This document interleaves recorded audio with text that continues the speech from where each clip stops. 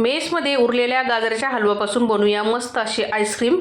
तर गाजरचा हलवा मिक्सरमध्ये काढून घेतला, त्याच्यामध्ये काजू, बदाम, एक वेलची आणि मिल्क पावडर टाकली आहे आणि एक छोटी वाटी खडी साखर आणि एक वाटी दूध टाकलेलं आहे नॉर्मल।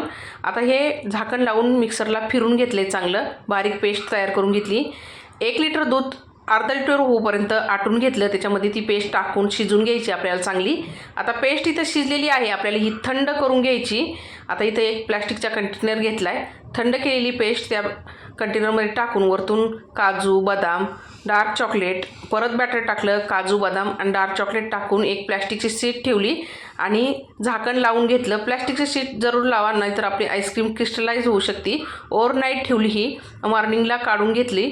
तर बघू शकता मस्त अशी आईस्क्रीम आपली तयार झालेली आहे मंडळी। मेसच्या मुलींना खूप आवडली। तुम्हाला ही आईस्क्रीम कशी वाटली ती कमेंटमध्ये नक्की सांगा आणि या आईस्क्रीम खायला भेटूया पुढच्या व्हिडिओमध्ये। धन्यवाद।